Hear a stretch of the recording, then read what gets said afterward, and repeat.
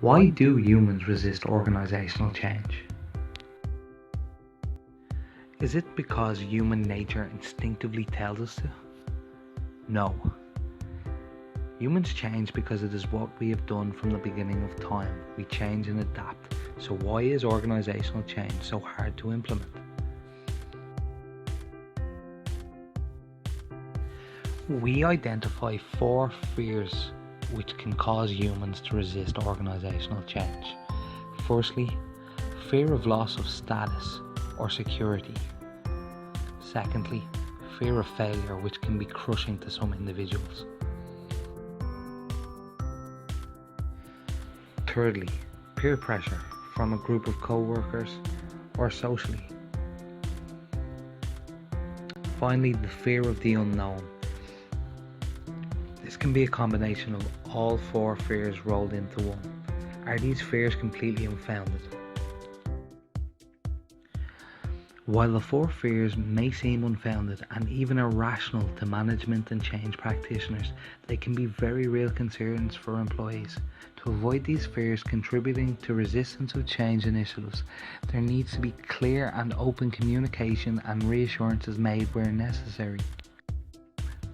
There can often be other factors outside the 4 fear factors discussed that can also heavily contribute to resistance of change.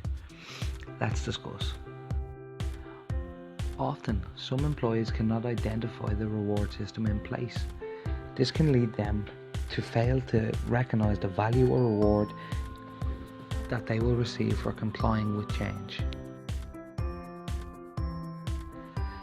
In some cases, there could be underlying issues between management and staff which could have created feelings of mistrust.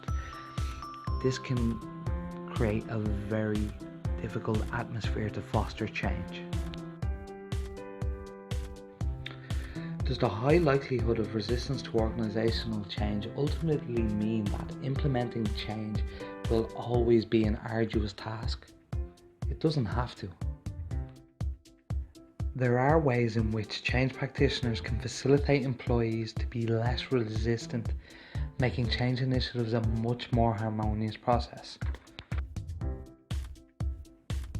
Change practitioners must be highly aware of the differences between technical changes and social changes, as social changes are most likely to incite resistance within our employees. This is because they are the most impactful on their relationships while at work. Understanding the employee's perspective can better help us to identify attitudinal triggers and blind spots, allowing us to better prepare our staff for change. On behalf of Group 1, I would just like to thank you all for your time and attention this afternoon.